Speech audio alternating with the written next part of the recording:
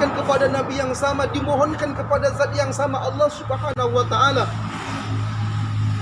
Maka perihal permintaan yang ketiga ini kaum muslimin rahimakumullah, kembali disampaikan Nabi Musa alaihissalam kepada Allah Subhanahu wa ta'ala.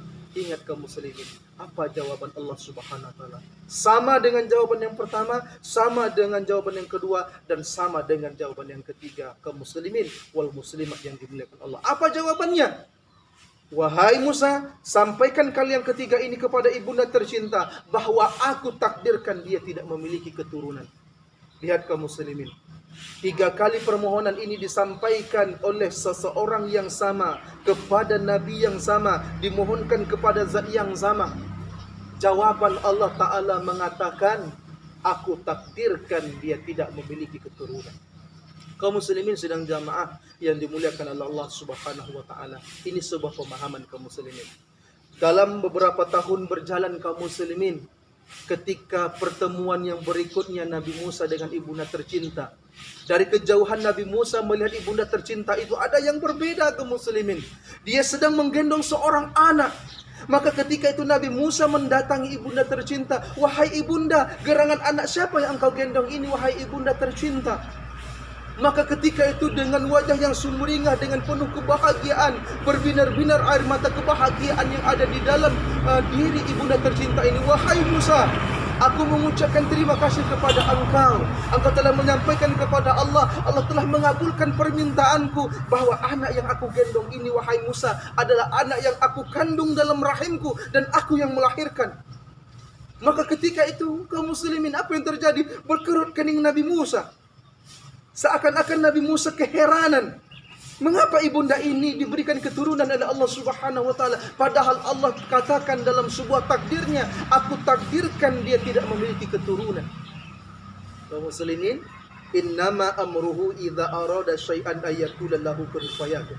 Ketika Allah menghendaki sebuah urusan, Allah hanya mengatakan kun, jadi, maka jadilah dia.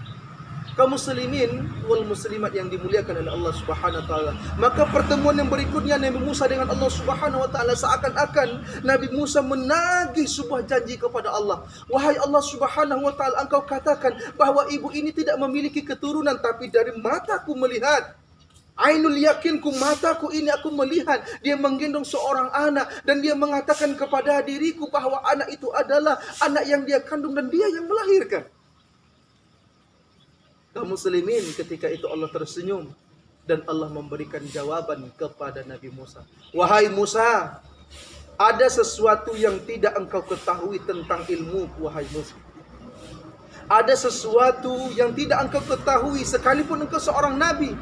Ada sesuatu yang tidak engkau ketahui tentang ilmu, wahai Musa. Gerangan apa, wahai Allah Subhanahu wa ta'ala, yang mengakibatkan bahwa ibunda ini engkau berikan keturunan, wahai Allah? Maka ketika itu Allah memberikan penjelasan kepada Nabi Musa alaihissalam.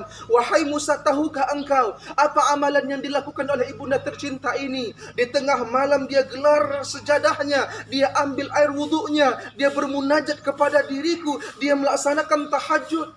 Dan di sana dia meminta kepada diriku berlinangan air mata yang luar biasa, penuh dengan harapan yang luar biasa, agar aku mengabulkan apa yang menjadi permintaan dirinya.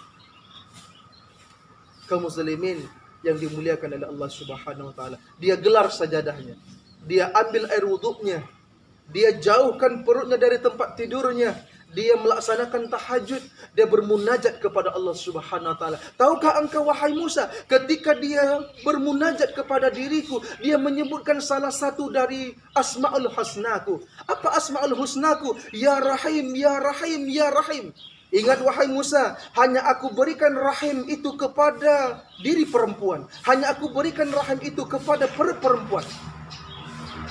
Ini kemuliaanku wahai Musa alaihissalam. Maka ketika itu dia mengatakan Ya Rahim, Ya Rahim, Ya Rahim, penuh pengharapan yang luar biasa agar aku mengabulkan apa yang menjadi permintaan doanya. Maka ketika itu dia usapkan ke wajahnya dalam doanya. Setelah itu dia hembuskan ke telapak tangannya dan dia usap-usapkan ke perutnya. Maka ketika itu dia ma'rifatkan di dalam hatinya, wahai Musa, Ya Rahim, Ya Rahim. Apa bahasanya? Ya Allah, hadirkanlah anak ke dalam rahimku ini, ya Allah. hadirkanlah anak ke dalam rahimku ini ya Allah.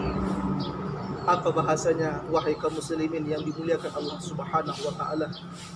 Pada akhirnya wahai Musa, karena dia telah menyebutkan asmaul husnaku, ya, maka aku berikan anak di dalam rahimnya. Ya Rahim, ya Rahim.